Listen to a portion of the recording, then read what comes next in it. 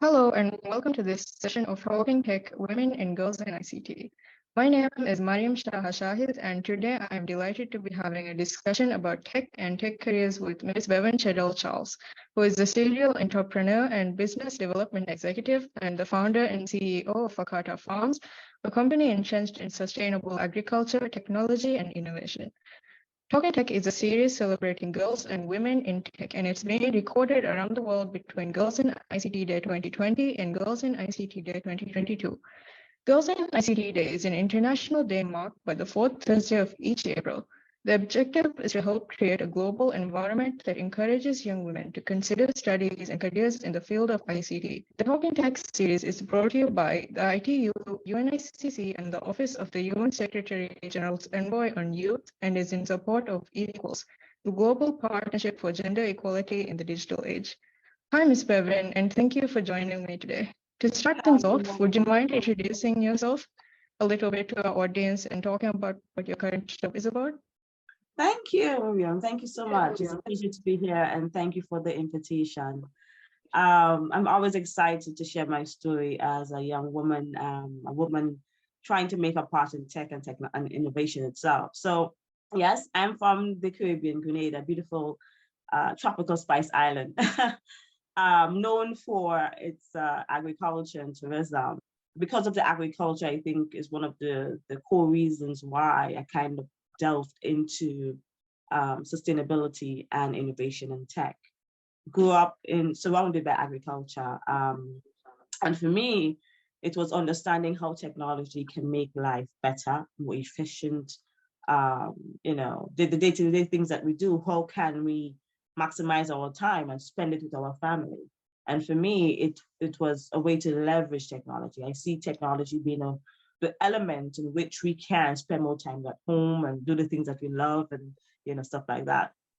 So I had to really figure out what it is I really wanted to achieve, what is the purpose that I am here on this earth for. Agriculture and technology cannot go wrong with that. So I had to, each individual field, I had to see where I fit into that and how can I mold those two fields together. It's a continued struggle now, but I'm doing something that I love. So it makes it easier. It's really refreshing for me. So I have some more questions for you. Sure. When and how did you get into technology, did you say? I think since young, have getting my first computer and trying to figure out what purpose does this thing serve, have always been curious about that. Upside of that is in the Caribbean region, we have not really taught our children to tinker, to play and to inquire and to figure out why does something work or why does something exist. I think we have lost that. So I was not really concerned too much about why something existed. I think was for me is how can I use it and make it efficient in my day-to-day life? So from having my first computer to learning algorithms in school, and then branching off in a deeper learning for coding and AI and stuff like that, I'll be like, yeah, it's a whole new world, there's so much things you can learn and do. But how can I use that to improve agriculture? It always comes back down to agriculture for me, because there's unlimited resources there and potential, and we have not yet utilized it. So while I built a company that is really agriculture driven, and we're talking about using agriculture and to help feed the world and to reduce our poverty and hunger and to create jobs, sustainable jobs and so forth. Because of those things and those challenges, technology came about in terms of how can I leverage innovation? How can I leverage technology to improve not the way that we eat and see food or we see food, but how we can produce it? How can we ensure that we have, and it goes back to the human element of everything that we do. We as women, we want to be competitive on the field. We want to be able to sustain our homes and our own lives and our dreams.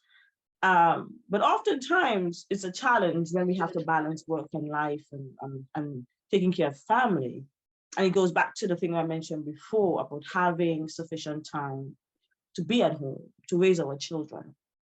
And being a CEO, and growing businesses and so forth. It's oftentimes I do not really have, to be honest, balance. I'm still not able to balance that as yet. The less time I spend having to work the lands, I can spend it at home with my girls. It's a way for me how technology affords me that privilege. Before, when I first started off, it was about actual manual labor in the fields. Started off with two acres. Now we're up to 100 and something acres. You can imagine having the physical manpower to keep those lands cultivated and so forth. It's labor intensive. It's time consuming. But with technology, that has changed. I'm spending less time now in the field and I'm more on the corporate side of things. But it's a continued growth. It's a process of seeing the challenges that I'm in the field or in the community itself, and what technology best works or is suitable to improve that day-to-day life. Or it's a lot. But for me, it's not just directing to one area of technology. It's being open-minded, because everyone have a different thing. And the thing about it is, the core element of our farm operations is using people, building communities. No one individual is the same. So I cannot approach just one technology. I have to be very diverse in how I'm going to leverage it. It's very exciting, really, very exciting. And I think for me, I'm very fortunate enough to be doing something that I really love. What was your path from there? As you said, you went from manual work to changing it into more tech related. Yeah, so you want to see what's up like. So when we first started off, and my father, he is a second generation farm actually.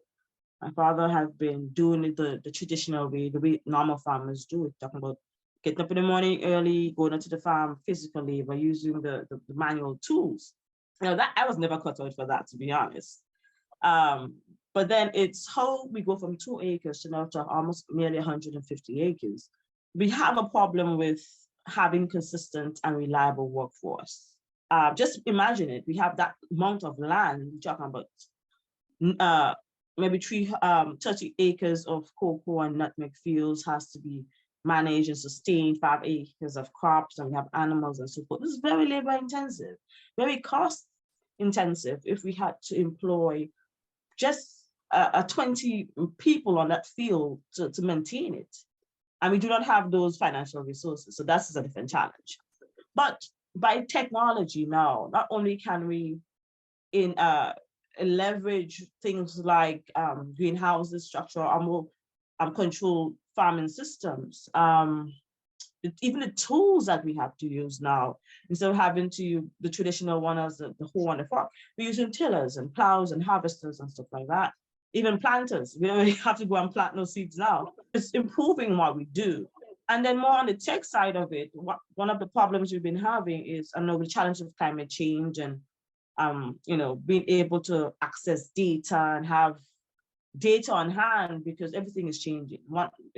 Nothing is standstill, so it's continuous change. Information about our weather, information about our soil temperatures, all of these things has to be utilized to have a farm effective. And this is where technology comes in. We really don't have much database of, that I can access here in the Caribbean region, where this information is continuously being enhanced. And that's something that we're really pushing. As small as Grenada is, if we claim to seek agriculture is our backbone, we have to ensure that information is accessible and is continuous, being updated, so that we can use it to improve what we're doing.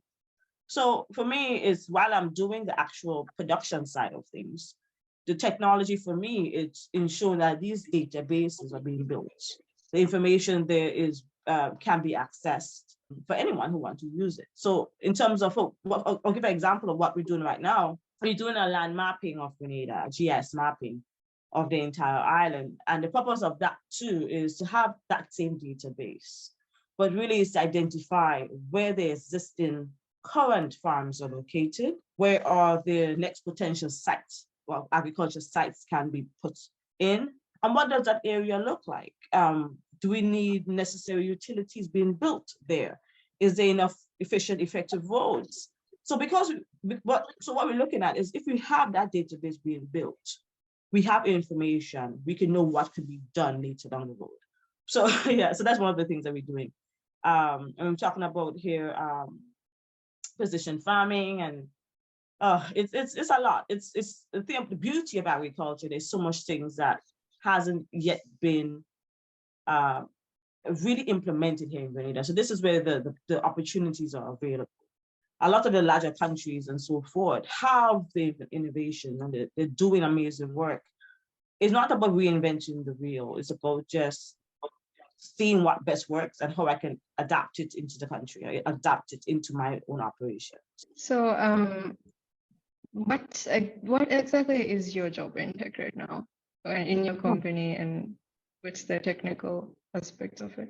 So apart from the farm itself, I have a small tech business that we do apps, and as I said, it's all ties into agriculture. So it's agriculture technology, apps for farm management, apps for the business side of it in terms of record keeping and all of that.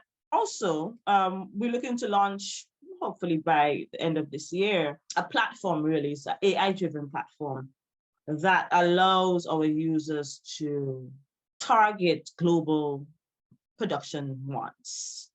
So let's say there is a particular variety of mangoes in the high demand in California. Our system will, definitely pull that up. But then it's allowing the network of farmers that we have the necessary structures in terms of their farms in place, the right technology to be used to be able to produce consistently to meet that demand. And the platform they will have access to, this information on how to operate their businesses. But I said, in essence, it's how leveraging technology to make it more efficient, more attractive for the up-and-coming youths who want to get involved in agriculture.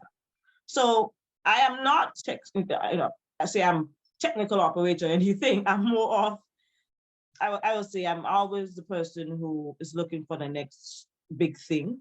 And I work with a very amazing team. So I have the tech people are there. I just might come up one morning and say, I have this idea, how can we make that work? How can I bring that idea that is not yet existing into something reality, And I love gaming. So I'm always thinking about VR and the next great thing for tourism, because because it's a continuous change in our life. We had people really focusing on going to hotels, even the country going to hotels, and then the Airbnb comes in. What is the next innovation? What's the next big thing? And I always believe that you can stay in the comfort of your home and experience the beauty of another island or a different country. And this is where VR comes in, or artificial intelligence. So I'm always, continuously looking, and so it's I'm just I would say I'm a creative. Let's leave it at that. My course is to be a creative and to ensure that my team is happy and they are challenged, and then have the necessary resources to make those things come into reality. What do you like best about your work? Is it, like you said, the creative aspect of it? I think, definitely the continuous search for answers, I believe. I'm not a scientist. I don't understand the whole drama of that. I'm not looking to find out why why do we exist. I think is we know we are alive, but how can we live to the fullest extent of our potential? How can we do that? Understanding why people want the things, why they want to grow, or how best I can ensure that they have the necessary resources to grow, But being around people, I think for me, that's what I love about what I do. I'm always around people. Understanding that no one is the same person. Nobody is, every individual is different and every need is different. But I like to be the one that listens. I definitely have to listen and to understand why make people think in a sense. Why do we do the things that we do? And of course, to learn from them really, and And yeah, I think you know, day to day on the farm itself or the business, we are seeing every day is a different people walking in, whether it's children or tourists or the government officials. For me, it's being myself, yes, but knowing when to go into the different roles. You know, I'm on the farm. You know, I'm a mother. I'm a community leader, so I'm talking to youths and engaging, and then I'm in the political field, the cooperative arena. So it's really engaging, and it's really motivating for me, really, to just have people at the core of what I'm doing. Can you share an example or two of things you've done in tech that you are particularly proud of? Excited about that AI we're about to launch. I'm really excited about that. I think it's going to change the Caribbean on a whole, not just for targeting our imports, you know, but also enabling farmers to have a say it's not really, I would say a say, yes, but have a control in terms of how can they better their own lives, because we're talking about giving them the necessary resources, allowing them to capture markets that is often unreachable to them, and be able to improve their day-to-day life. We're talking about thousands of jobs being created out of that system, reducing the middleman in a lot of ensuring that food can get from the farms or operations to the households faster and more efficient. So it's going to change the way that we produce, the way that we consume food, or even transport food across the Caribbean region. It's going to change the lives of our policies regarding innovation and technology. It's going to provoke conversations, really, and that is what I want to stimulate, that we have more young women definitely getting involved. Another thing I'm really proud of right now is, and as I mentioned before, that I really love gaming and animation and stuff like that. My brother, tech savvy guy, we're looking to launch an innovation hub where we allow young people to train in animation and tech, coding and stuff like that.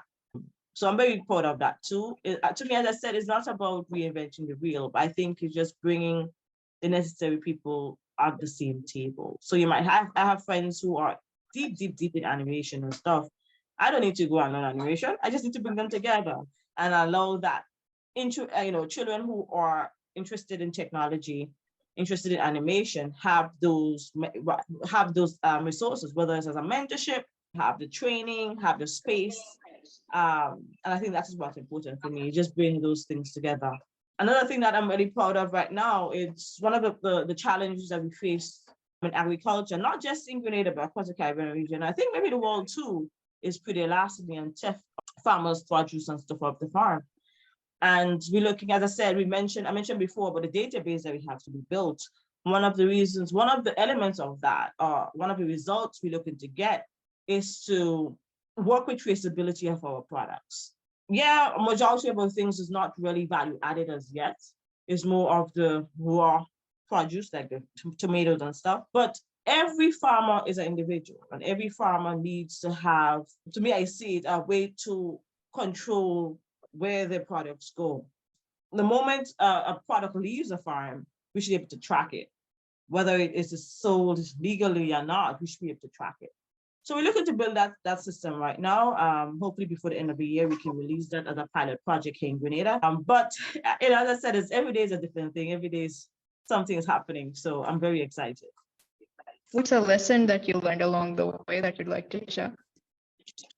There's so much. I think if I have to just stress on one, I think it'll have to be being resilient, I think, because as I said, every day is different. Every challenge is going to come upon us.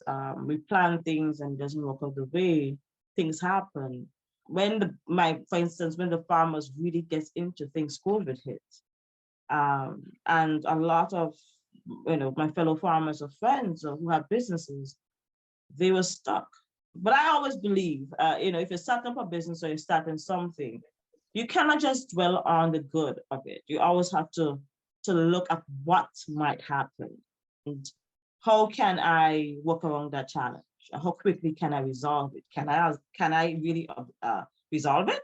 Things to ask like that, For me, it's being resilient and being able to kind of foresee things, foresee the challenges, and put the necessary contingency plans in place to help keep the operation going.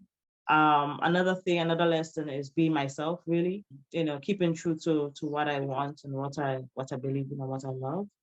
I don't think I've changed that much since I know myself, really. I think I've gotten still a bit crazy, but I think for me, I have not changed in terms of who I am, this I want to achieve. I think that it remains at the core of who I am. So lessons, be resilient and be innovative, but be true to yourself. Have you encountered any challenges along the way? Of course, you said that it's really important to be resilient, and with some things, it's impossible to foresee, just like how COVID stopped everything. And Yeah. so, how did you overcome challenges like that? As I said before, I did not build even the farm company itself a good. It was a negative in terms of what is needed, We build the business itself. I always saw it as things are going to happen. We will have inflations. A supplier might stop suppliers for some reasons. We might run out of cash. Those are the things I kind of really focus on as a business, not really whether my product is good or something. The product is good, but these things is really not important. I think it's really putting things in place, as I said, to see the challenges. Not everything that you might be able to see. For instance, I remember as the farm was growing, one of the challenges we were having is finding reliable workers. I mean, it was a difficulty finding people. I'm not a person who liked to change or have high turnovers, because it's cost effective, because we have to train these people back. So you can imagine every 6 months I have to train a new batch. No, that's not good for business. So one of the things, and it's not something that I myself alone that faces, but every farmer faces, because of my how can I put it?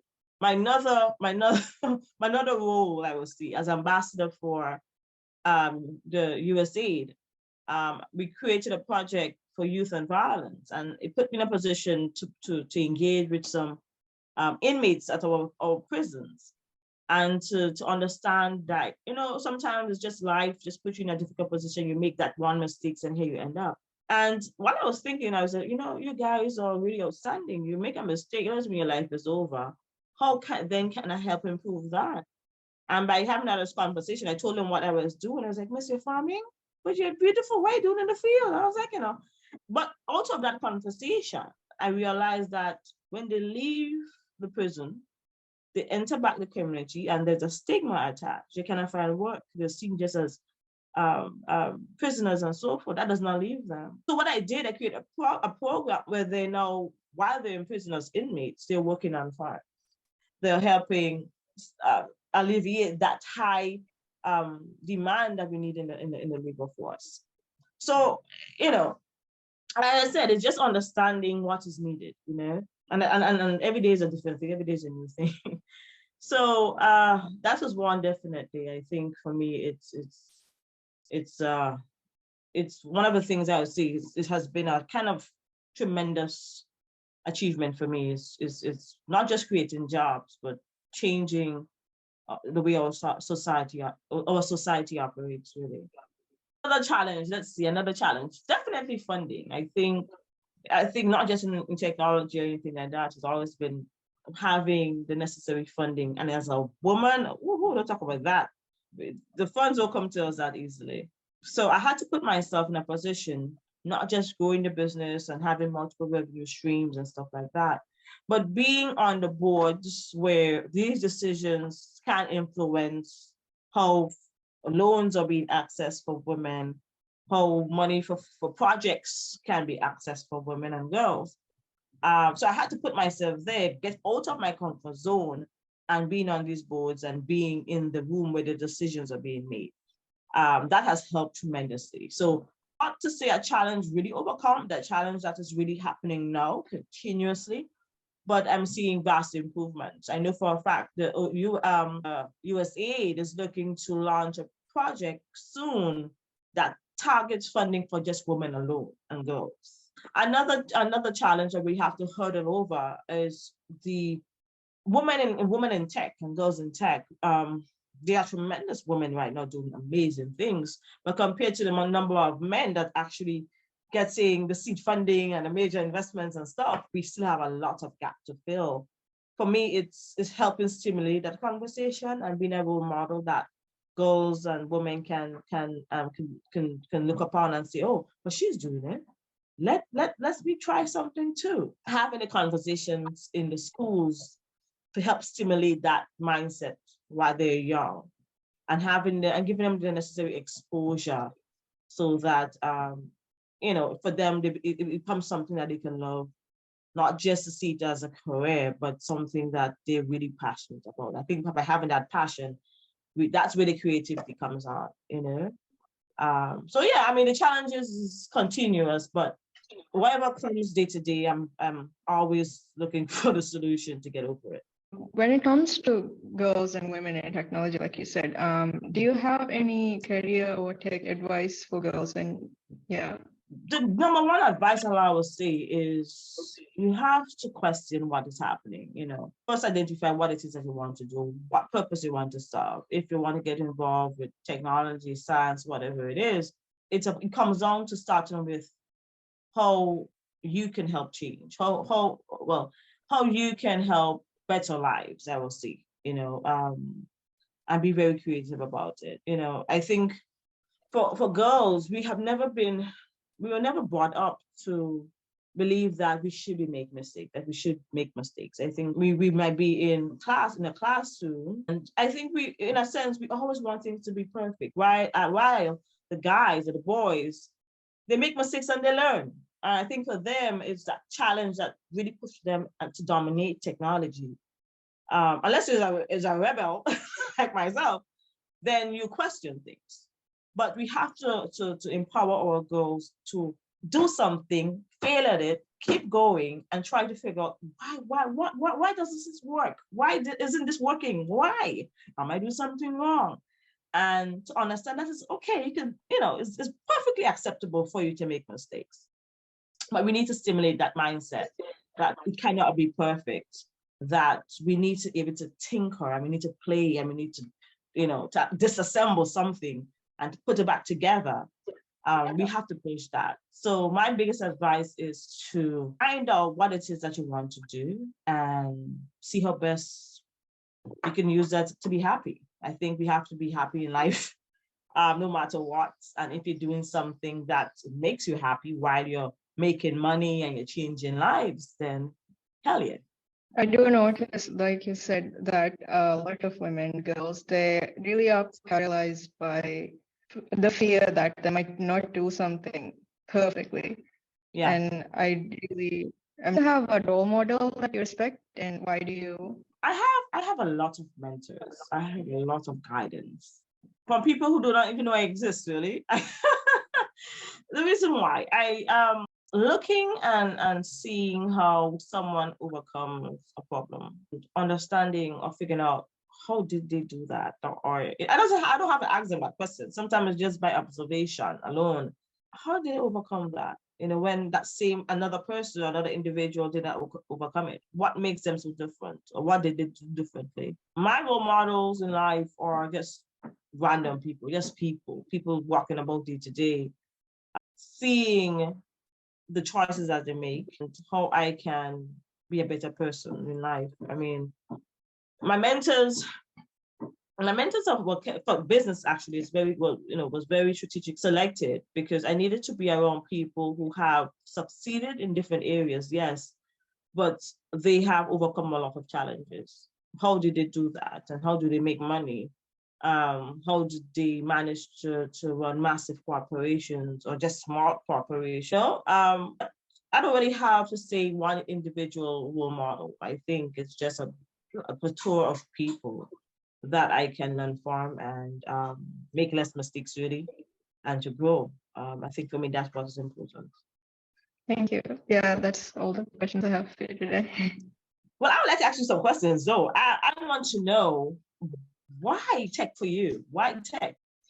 I've always sort of had an interest in technology, and I really relate to the fact that you are also really interested in video games. So, from ever since I was young, maybe to a concerning level, I've been obsessed with video games. So, that played a significant part, of course, in me choosing tech, like knowing from way back when that I really wanted to be in this field. And now it's not necessarily that I want to go into game development, but of course, like I'm exploring my options. I watch a lot of Asian movies and series, and I'm seeing how that they pushing the boundaries of technology and having these, amazing video games. And I'm like, wow. And this international video games competition is getting, way out there. And we really don't have much girl groups getting involved as we should. And but it keeps